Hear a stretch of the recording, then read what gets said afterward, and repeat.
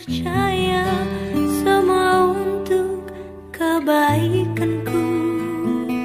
Bila nanti telah tiba waktumu, ku percaya kuasa-Mu memulihkan hidupku. Waktu Tuhan pasti yang terbaik, walau kadang tak mudah dimengerti.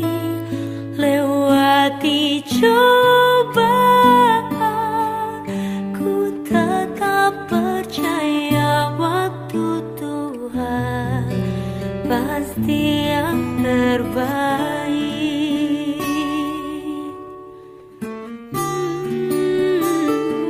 Bila Kau izinkan sesuatu terjadi, ku percaya semua untuk kebaikanku. Bila nanti telah tiba waktumu, ku percaya kuasa-Mu memulihkan hidupku. Waktu Tuhan pasti yang terbaik, walau kadang tak mudah dimengerti. Lewati cobaan, ku tetap percaya waktu Tuhan pasti yang terbaik.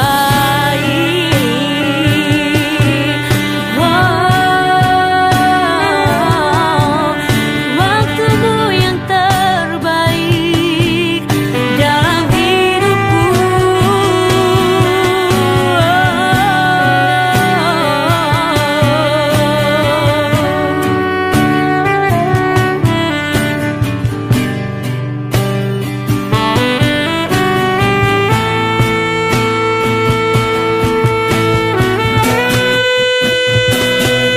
Waktu Tuhan pasti yang terbaik, walau kadang tak mudah dimengerti.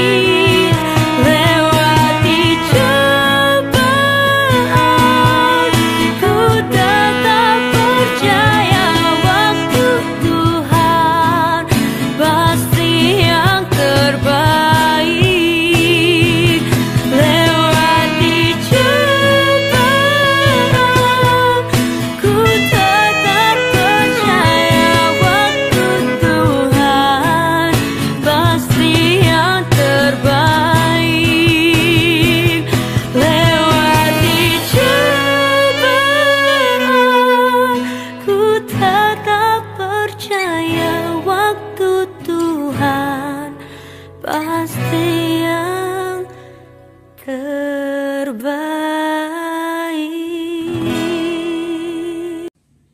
Salam, selamat pagi Bapak Ibu yang dikasihi Tuhan. Kembali kita akan mendengarkan renungan pagi Gereja Betel Maranatha Pekalongan.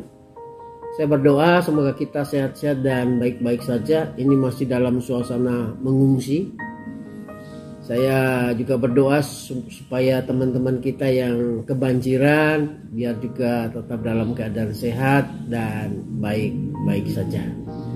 Saudara yang terkasih dalam Tuhan, pagi hari ini firman Tuhan terambil dalam Ayub pasal 14 ayat yang pertama. Demikian firman Tuhan. Manusia yang lahir dari perempuan singkat umurnya dan penuh kegelisahan.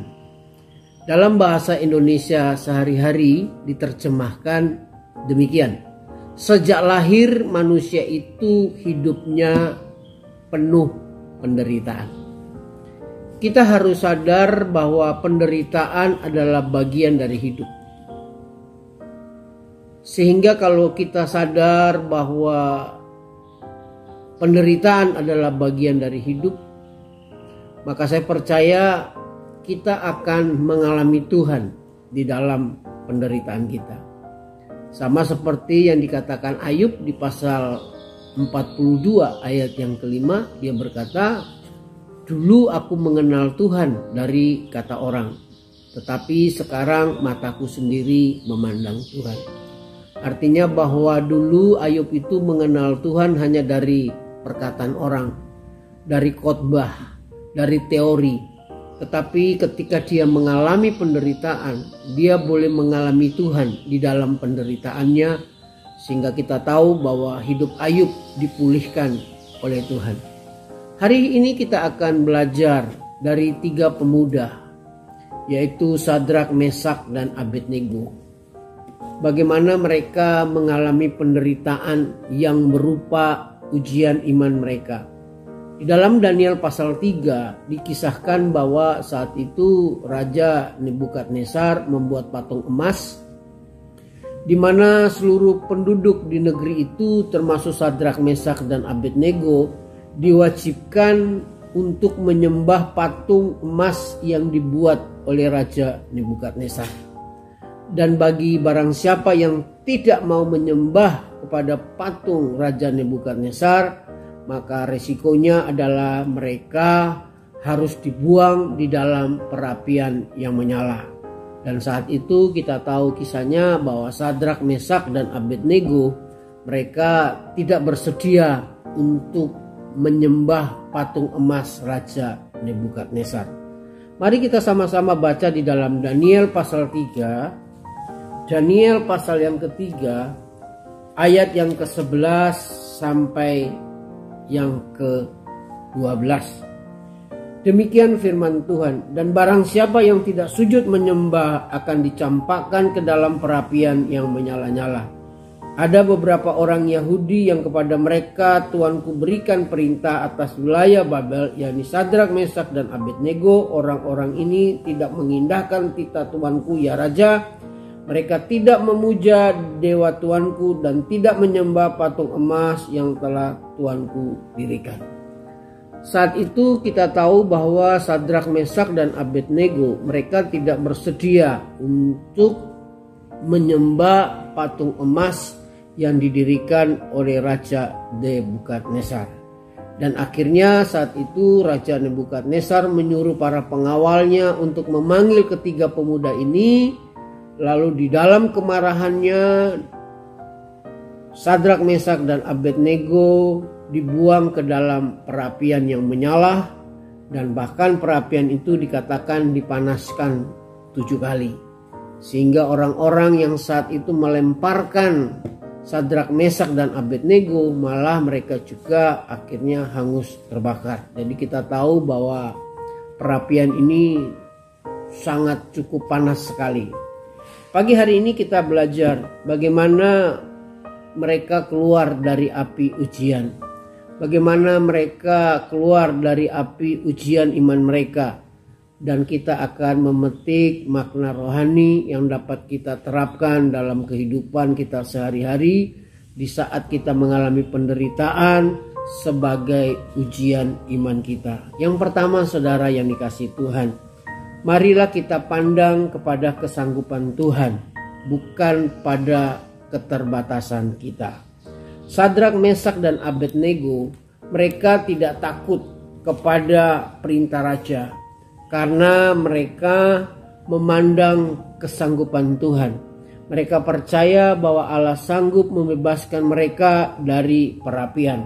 Itu tercatat di dalam ayat yang ke-17 sampai yang ke-18. Demikian firman Tuhan.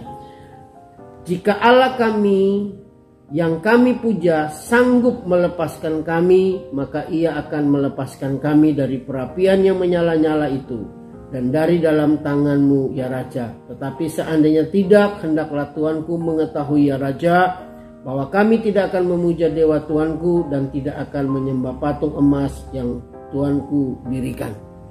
Jadi saudara yang dikasihi Tuhan, kita melihat bahwa Sadrak, Mesak, dan Abednego mereka tetap tidak mau menyembah patung emas Raja Nebukadnezar karena mereka memandang kesanggupan Allah. Mereka percaya bahwa Allah sanggup melepaskan mereka, dan kalaupun Allah tidak mau melepaskan mereka, mereka tetap mengatakan bahwa mereka tidak akan menyembah patung Raja Nebukadnezar. Kita juga tahu saudara tentang di mana kisah wanita yang mengalami 12 tahun pendarahan yang ditulis di dalam Markus pasal 5. Ketika itu imannya mengatakan, asalku jamah saja jubahnya aku sembuh. Sekalipun rasanya saudara mustahil bahwa wanita ini mengalami kesembuhan. Karena Alkitab mencatat bahwa wanita ini sudah 12 tahun dia berusaha untuk menyembuhkan dirinya. Bahkan hartanya sudah dihabiskan, tetapi keadaannya semakin memburuk. Tetapi dia dalam imannya dia berkata, asalku jamah saja jubahnya aku pasti sembuh. Dia melihat kesanggupan Tuhan. Dia tidak melihat atas kelemahannya, atas kekurangannya. Sehingga kita tahu bahwa akhirnya wanita ini mengalami kesembuhan. Apapun yang saudara alami, penderitaan, kesesakan yang saudara alami saat ini, saya mendorong kita semua, mari lihat dan pandanglah kesanggupan Tuhan, bukan pada keadaanmu, bukan pada kelemahanmu. Yang kedua saudara, bagaimana kita keluar dari api ujian? Yang kedua, melihat melampaui apa yang dilihat oleh mata jasmani. Sadrak, Mesak dan Abednego, mereka melihat api yang berkobar-kobar di dalam pandangan mata jasmani mereka. Tetapi mata iman mereka melihat ada kuasa Tuhan yang sanggup melepaskan mereka dari api yang menyala-nyala. Sadarilah bahwa iman itu adalah melihat apa yang tidak dilihat oleh mata jasmani. Kalau kita melihat yang kelihatan, kalau kita melihat suasana saat-saat ini, saat-saat banjir, saat-saat virus corona, kita akan menjadi lemah, kita akan menjadi takut, kita akan menjadi khawatir. Tapi kalau kita melihat kuasa Tuhan yang sanggup menolong kita, maka kita akan menjadi pribadi yang kuat. Kita akan menjadi pribadi yang maju. Kita akan menjadi pribadi yang bersemangat. Saudara yang dikasihi Tuhan, di dalam Alkitab Perjanjian Baru dikisahkan bagaimana ketika Tuhan Yesus memberikan makan 5.000 orang. Saat itu hanya ada 5 roti dan 2 ekor ikan. Waktu itu murid-murid berkata, tidak mungkin kita bisa memberi makan 5.000 orang hanya dengan 5 roti dan 2 ekor ikan. Tetapi Yesus melihat kemampuan Allah Bapa di surga yang sanggup melipat gandakan 5 roti dan 2 ekor ikan. Saudara yang dikasihi Tuhan, mari pilihan ada di tangan saudara. Apakah engkau akan melihat semua persoalan hidupmu dengan mata jasmanimu? Atau engkau akan melihat setiap persoalan penderitaan yang engkau alami, melihat dengan kacamata iman bahwa Allah sanggup menolong saudara dan saya. Saudara yang dikasihi Tuhan, yang ketiga, bagaimana kita keluar dari api ujian? Percaya, yang ketiga, kita harus sadari bahwa saat api ujian dipanaskan 7 kali adalah saatnya jalan keluar sudah dekat. Di dalam Daniel pasal 3 ayat 26 dikatakan demikian. Lalu Nebukadnezar mendekat pintu perapian yang bernyala-nyala itu, berkatalah ia, Sadrak, Mesak dan Abednego, hamba-hamba Allah yang maha tinggi, keluarlah dan datanglah kemari. Lalu keluarlah Sadrak, Mesak dan Abednego dari api itu. Kita tahu bahwa ketika Sadrak, Mesak dan Abednego dimasukkan ke dalam api, Alkitab berkata bahwa api itu dipanaskan 7 kali. Tetapi ketika api itu dipanaskan 7 kali, Sadrak, Mesak dan Abednego mereka tidak sama sekali hangus, bahkan rambut mereka pun tidak ada yang terbakar. Sadarilah bahwa saat api ujian seolah-olah semakin panas, itu adalah pertanda jalan keluar sudah dekat. Mungkin kalau hari ini engkau berkata, penderitaanku cukup berat, kesengsaraan yang aku alami cukup berat, aku tidak mampu. Sadarilah bahwa itu adalah pertanda bahwa jalan keluar sudah dekat. Ingat saudara, Sadrak, Mesak dan Abednego, mereka dilepaskan oleh Allah dari perapian itu bukan saat api itu kecil, tetapi justru pada saat api itu dipanaskan 7 kali, Allah mengeluarkan Sadrak, Mesak, dan Abednego di dalam perapian. Di saat penderitaanmu semakin berat, engkau harus tetap bertahan dan berharap kepada Tuhan. Sebab di saat itulah jalan keluar sudah semakin dekat. Untuk itu saudara yang dikasihi Tuhan, apapun jalan sulit yang engkau alami saat ini, apapun jalan yang terasa berat saat ini engkau jalani, pastikan bahwa engkau tetap berjalan bersama dengan Tuhan. Pastikan bahwa engkau tetap berjalan pada jalan kebenaran. Maka jalan yang sulit itu, maka jalan yang terasa berat itu, ujungnya adalah jalan keluar. Untuk itu saudara, tetaplah berjalan bersama dengan Tuhan. Dan tetaplah berjalan pada jalan kebenaran. Saudara ingat, sewaktu saya masih kecil, saya senang bermain dengan layang-layang. Saudara tahu bahwa angin yang keras itu selalu mengangkat layang-layang itu terbang tinggi. Bukan angin sepoi-sepoi lah yang mengangkat layang-layang terbang tinggi, tetapi justru angin yang kencang lah yang mengangkat layang-layang terbang tinggi. Semakin pekatnya malam, semakin teranglah bintang yang bersinar. Maka untuk itu tetaplah bertahan di dalam penderitaanmu. Dan pastikan bahwa engkau berjalan pada kebenaran Allah. Maka jalan yang sulit, yang terasa berat itu, saya percaya ujungnya adalah jalan keluar. Yang keempat saudara, percaya dan yakinlah bahwa Allah menyertai kita di tengah ujian. Di dalam Daniel pasal 3 ayat 24 dikatakan demikian. Daniel pasal 3 ayat 24 dikatakan demikian. Kemudian terkejutlah Raja Nebukadnezar lalu bangun dengan segera, berkatalah ia kepada para menteri, bukankah 3 orang yang telah kita campakkan dengan terikat ke dalam api? Jawab mereka kepada raja, benar ya raja, katanya, tetapi ada 4 orang kulihat berjalan dengan bebas di tengah-tengah api itu. Mereka tidak terluka, dan yang keempat itu rupanya seperti anak dewa. Saudara yang dikasihi Tuhan, Raja Nebukadnezar heran. Dia melihat, bukankah 3 orang, Sadrak, Mesak, dan Abednego yang kita buang ke dalam api? Tetapi kenapa ya ada 4 orang di dalamnya? Dan satu dia katakan bahwa yang satu yang dilihat itu seperti anak dewa. Kita tahu bahwa banyak penafsir mengatakan bahwa itu adalah utusan Allah. Ya, mungkin itu bisa malaikat, ada yang berkata juga itu Yesus. Ya, yang kita tahu bahwa mereka itu adalah utusan Allah yang berjalan bersama-sama dengan Sadrak, Mesak, dan Abednego di dalam api. Dari kisah ini kita belajar bahwa Allah tidak akan pernah meninggalkan kita sendiri di dalam dapur api kesengsaraan.